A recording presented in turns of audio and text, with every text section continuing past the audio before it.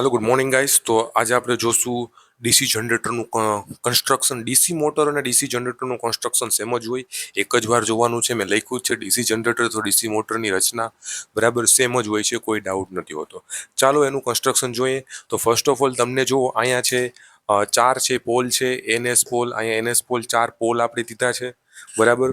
પોલની ઉપર આને છે યોક છે કહેવામાં આવે, આને પોલ કહેવામાં આવે છે બરાબર। પોલની આ બાજુ હોય આને યોક છે કહેવામાં આવે છે।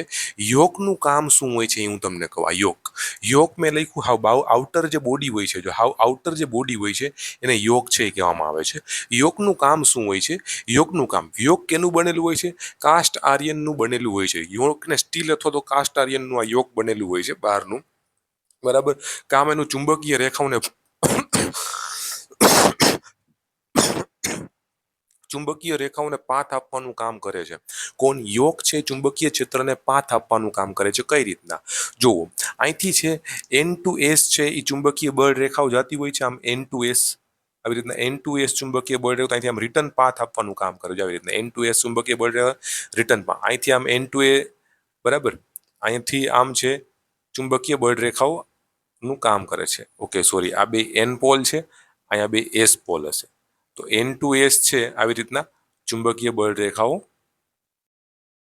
જવાની ટ્રાય કરે છે। આમ આર્મેચરમાંથી ને જો આ બળ રેખાઓ જાય N2S બરાબર, પાથ આપવાનું કામ કરે બહારથી, આવી રીતના અમે N2S બળ રેખાઓ જઈ જાય છે બરાબર। તો આ બળ રેખાઓ એક રિટર્ન પાથ આપવાનું કામ કરે છે મેગ્નેટિક ફિલ્ડને, કોણ? યોક બરાબર, ચુંબકીય બળ રેખાઓને પાથ આપવાનું કામ કરે છે। મિકેનિકલ સપોર્ટ આપે, આખી બોડી બહારની બોડી છે તો એક મિકેનિકલ સપોર્ટ આખો મિકેનિકલ સપોર્ટ આખા બોડીને આપે, આખા જનરેટરને એક મિકેનિકલ સપોર્ટ આપવાનું કામ કોણ કરે? યોક। આ યોકનું બેઝિકલી કામ છે બરાબર। હવે આપણે જોઈએ પોલ અને પોલ શું। હવે આ યોકનું કામ ખબર પડી ગઈ, આ યોકનું કામ શું છે એ બરાબર, યોક એટલે શું। હવે આ બધા પોલનું કામ જોઈએ। પોલનું કામ શું હોય છે? પેલો તો પોલ બનેલો કેનો હોય છે? લેમિનેટેડ હોય છે, સ્ટેમ્પિંગના ફોર્મમાં હોય છે। હવે શું કામ એ સ્ટેમ્પિંગના ફોર્મમાં હોય છે? ચાલો હું તમને કહું। સ્ટેમ્પિંગના ફોર્મમાં શું કામ? એક એડી કરંટ લોસ કરીને આવે છે, એડી કરંટ અને હિસ્ટ્રીસિસ લોસ કરીને આવે છે। એડી કરંટ હિસ્ટ્રીસિસ લોસ માટે આપણે સિલિકોન સ્ટીલ યુઝ કરીએ છીએ, થોડું સિલિકોન સ્ટીલ નાખી એટલે હિસ્ટ્રીસિસ લોસ ઓછો થાય। હિસ્ટ્રીસિસ લોસ ડાયપોલના કારણે આવતો હોય છે। એ શું કામે આવે છે બધું મેં મેગ્નેટિક સર્કિટમાં કીધું છે, તમારે મેગ્નેટિક સર્કિટમાં જવું પડશે, અહીંયા એટલું ડીપમાં નથી જોવાનું બરાબર। હવે પોલ અને પોલ શું લેમિનેટેડ હોય છે અને સ્ટેમ્પિંગના ફોર્મમાં હોય છે, સિલિકોન સ્ટીલના બનેલા હોય છે। એટલે કે જો સ્ટેમ્પિંગના ફોર્મમાં એટલે શું થયું ખબર છે? એક જો આવી રીતના પોલ હોય, આવી રીતના પોલ હોય, આ પોલ હોય, આ નાની એક પ્લેટ છે, આ બીજી એક પ્લેટ આવી ગઈ એની ઉપર, આ ત્રીજી એક પ્લેટ આવી ગઈ બરાબર। આવી રીતના નાની નાની પાતળી પાતળી સ્ટેમ્પિંગ હોય છે, નાની એને કમ્બાઈન કરી દે, નાની નાની પાતળી પાતળી એને લેમિનેટ કરીને કમ્બાઈન કરી દે। એનો મતલબ થાય છે શું? એનો એરિયા ઘટી જાય, એનો એરિયા ઘટી જાય। સપોઝ છે R is rho L by A, એનો એરિયા છે શું થાય? એરિયા એનો ઘટી જાય તો રેઝિસ્ટન્સ વધી જાય, રેઝિસ્ટન્સ વધી જાય એટલે એડી કરંટ લોસ ઘટી જાય। શું? એડી કરંટ લોસ જે થતો હોય એની અંદર એડી કરંટ લોસ છે શું? ઘટી જાય। રેડી? કેમ કે આપણે નાના નાના સ્ટેમ્પિંગના ફોર્મમાં બનાવીએ, સ્ટેમ્પિંગમાં એટલે હાવ પાતળી સીટ હોય, પાતળી સીટમાં એરિયા હાવ ઓછો હોય, એરિયા હાવ ઓછો હોય એટલે આ એરિયા ઓછો થાય તો આ રેઝિસ્ટન્સ વધારે થાય, રેઝિસ્ટન્સ વધારે થાય એટલે એડી કરંટ લોસ તમારો ઘટે, તો લોસમાં ઘટાડો થાય। એટલા માટે એને સ્ટેમ્પિંગના ફોર્મમાં આપણે રાખીએ છીએ કે ને આ પોલને છે સ્ટેમ્પિંગના ફોર્મમાં રાખીએ। સિલિકોન સ્ટીલનો બનેલો હોય છે ને એડી કરંટ અને હિસ્ટ્રીસિસ લોસ ઘટે છે, એના કારણે ચુંબકીય ક્ષેત્ર ઉત્પન્ન કરવાનું કામ હોય છે। આનું કામ કેનું હોય? ચુંબકીય ક્ષેત્ર ઉત્પન્ન કરવાનું કામ હોય છે। હવે આ તમને કોઈ પૂછે કે આ કયા મટીરિયલનો બનેલો છે તો તમે કહેશો સર સિલિકોન સ્ટીલનો બનેલો છે। આ સિલિકોન સ્ટીલ થોડા પ્રમાણમાં નાખેલું હોય 0.5%, પણ બનેલો હોય આ ફેરોમેગ્નેટિક મટીરિયલનો જ બરાબર। એ મેં તમને મેગ્નેટિક સર્કિટમાં કીધું છે। રેડી એટલી વસ્તુ? તો પોલનું કામ કમ્પ્લીટ થઈ ગયું। પોલ શુંનું કામ શું હોય છે? આ પોલ શુંનું કામ શું હોય છે? આને કહેવાય પોલ શું, લખ્યું નથી મેં બટ તમે જોઈ લેજો, અહીંયા લખી લેજો તમારી નોટમાં, પોલ શુંનું કામ છે એ શું હોય છે। હવે હું તમને જે કહું ને એ બધા લખતા જાજો તમે બરાબર, કે કેનું શું કામ હોય છે, કેનું શું કામ નથી હોતું એ બરાબર।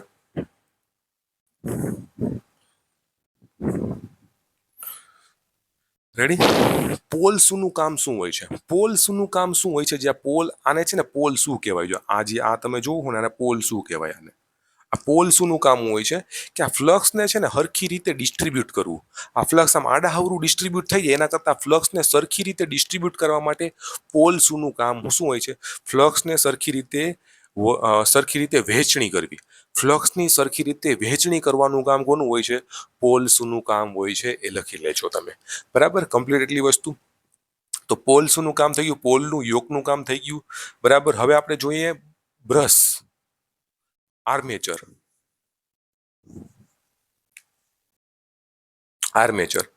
આર્મેચર છે કેનું બનેલું હોય છે? આર્મેચર જો આવી રીતના હે ને આર્મેચર હોય છે. કઈ રીતના? આવી રીતના એની અંદર સ્લોટ હોય. આર્મેચરમાં શું હોય? સ્લોટ હોય. આવી રીતના આર્મેચર આવી રીતના બનેલું હોય. તમે હું અહીં ડ્રો કરું છું. આર્મેચરમાં ને સ્લોટ હોય આવી રીતના. રેડી? આવી રીતના જે આર્મેચર બનેલું છે ને એ આર્મેચર કેનું બનેલું હશે? સિલિકોન સ્ટીલનું બનેલું હશે અને સ્ટેમ્પિંગના ફોર્મમાં હશે. કેમ કે એમાંય કરંટ છે ઇન્ડ્યુસ થાય. એમાં એડી કરંટ લોસ થાય, એમાં હિસ્ટ્રેસિસ લોસ થાય.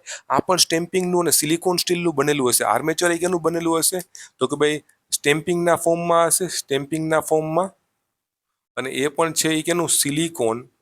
સિલિકોન સ્ટીલનું બનેલું હશે. એ સ્ટેમ્પિંગના ફોર્મમાં હશે અને એ પણ છે સિલિકોન સ્ટીલનું છે બનેલું હશે. આ પણ હવે આમાં જે સ્લોટ હોય ને અહીંયા છે કંડક્ટર રાખવામાં આવે. શું રાખવામાં? વાહક રાખવામાં આવે.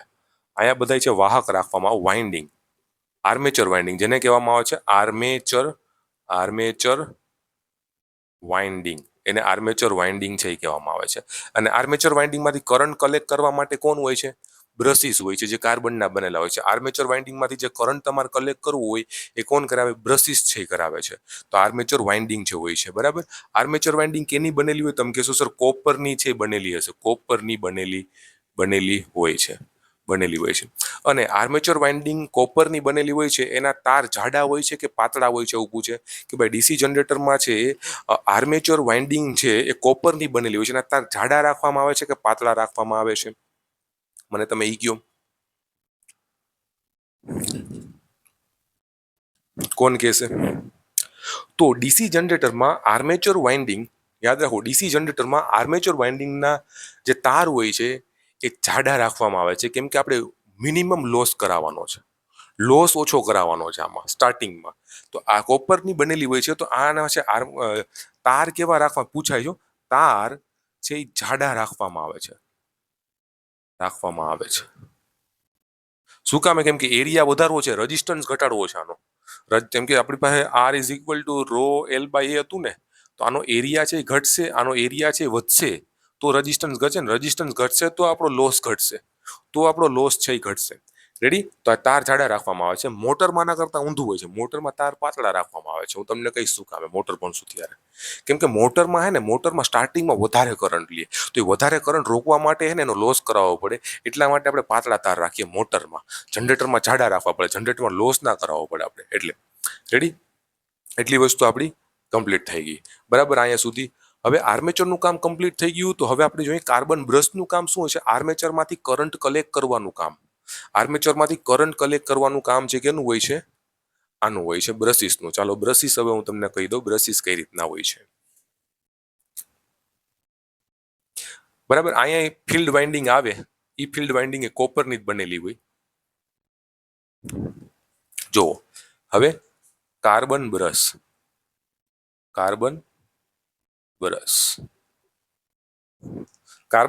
શેના બનેલા હશે? તો હું તમને એમ કહું ને, કાર્બન બ્રશ છે કાર્બનના બનેલા હશે અથવા તો ગ્રેફાઇટના. કાર્બન અને ગ્રેફાઇટના બનેલા હશે. ગ્રેફાઇટ આ બંને એક કંડક્ટર જ છે. શું છે? બંને એક કંડક્ટર જ છે. શું છે? કંડક્ટર એટલે વાહક જ છે. બંને. આ છે સ્મૂધનેસ માટે હોય. કેના માટે? સ્મૂધનેસ માટે. એટલે લીસું સ્મૂધનેસ એટલે લીસા માટે, સ્મૂધનેસ માટે હોય. સ્મૂધનેસ માટે હોય છે ગ્રેફાઇટ.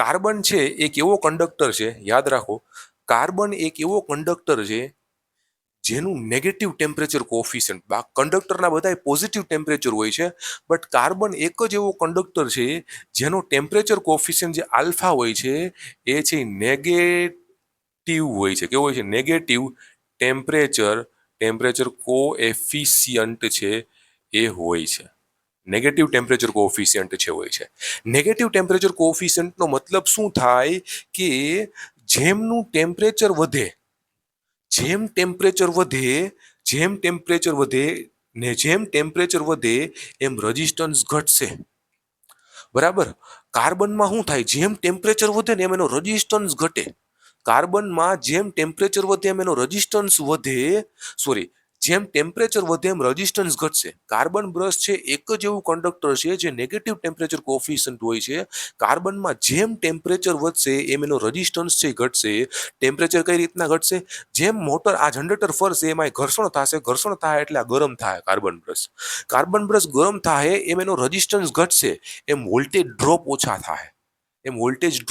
થાય એટલા જ માટે ડીસી જનરેટર અને મોટરમાં બ્રશ તરીકે કાર્બન બ્રશનો ઉપયોગ કરવામાં આવે છે એનું મેઇન કારણ આ જ છે કે ડીસી જનરેટરમાં કાર્બન બ્રશનો હુકામે યુઝ કરવામાં આવે તો કે એનું કારણ મેં તમને હમણાં કીધું એ કારણ છે એનું ક્યાંય ઇન્ટરવ્યુમાં પૂછાય આવો જ જવાબ દેવાનો એક મસ્ત છે એ તમારી પ્રોફાઇલ બનશે રેડી એટલી વસ્તુ કમ્પ્લીટ થઈ ગઈ કે ભાઈ કાર્બન બ્રશ કેને કહેવામાં આવે છે હવે વાત કરીએ કોમ્યુટેટરની કેની વાત કરીએ કોમ્યુટેટર રેડી ચાલો આ લખી લ્યો હવે આપણે કોમ્યુટેટરની વાત કરીશું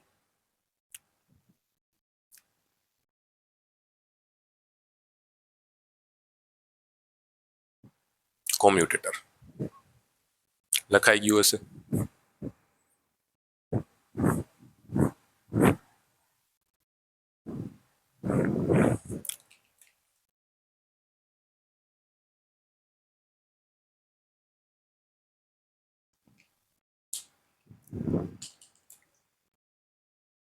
રેડી કોમ્યુટેટરની વાત કરીએ હવે આપણે કઈ રીતના હોય કઈ રીતના કામ કરે કોમ્યુટેટર એની તો જો હું એમ કહું છું કે કોમ્યુટેટર છે ને હાર્ડ ડ્રોન કોપર વાયરના બનેલા હોય છે કે હાર્ડ કોપર વાયરનો બનેલો હોય છે બરાબર આવી રીતના કોમ્યુટેટર હોય છે આવી રીતના એક જ વસ્તુ યાદ રાખવાની બહુ ડીપમાં કાંઈ સમજવાનું નથી કોમ્યુટેટર છે એકચ્યુઅલમાં છે ને ડીસી જનરેટરનો મિનિંગ એ નથી કે એમાં ડીસી કરંટ જનરેટ થાય છે ડીસી જનરેટરમાં જે ઈએમએફ ઇન્ડ્યુસ થાય છે એ એસી પ્રકારનો જ થાય છે બટ આ કોમ્યુટેટર છે એ એસી માંથી ડીસીમાં કન્વર્ટ કરી નાખે છે ખબર પડી કોમ્યુટેટર છે એસી માંથી ડીસીમાં કન્વર્ટ કરીને આપે છે એકચ્યુઅલમાં જનરેટરમાં તો એસી પ્રકારનો જ વોલ્ટેજ ઇન્ડ્યુસ થાય છે બટ શું કરે છે કોમ્યુટેટર એસી નું ડીસીમાં કન્વર્ટ કરી નાખે છે એટલે યાદ રાખો કે ભાઈ કોમ્યુટેટર છે એ એસી કરંટમાંથી ડીસી કરંટમાં રૂપાંતર કરે છે એસી કરંટમાંથી ડીસી કરંટમાં રૂપાંતર કરવાનું કામ કોણ કરે છે કોમ્યુટેટર કરે છે રેડી એટલી વસ્તુ ડન તો આ કોમ્યુટેટરનું કામ અને આખા ડીસી જનરેટરનું મેં કન્સ્ટ્રક્શન અહીંયા તમને સમજાવી દીધું છે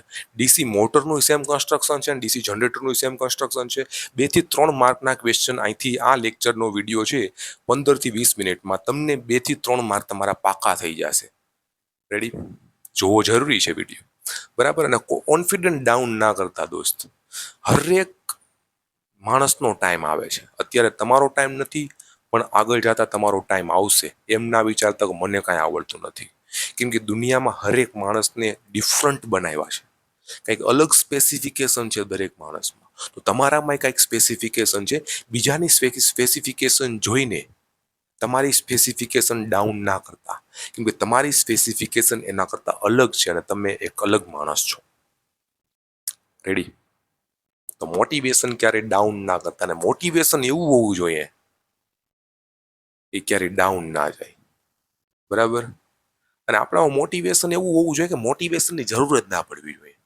શું છે ભાઈ મોટિવેશન ખુદ મોટિવેટ થવા જોઈએ બીજા માટે બરાબર ડન ઓકે તો આ ડીસી જનરેટરનું કન્સ્ટ્રક્શન બરાબર નોટ્સ બનાવી લેજો નોટ્સ બનાવતા બનાવતા બધી વસ્તુ કરજો ઓકે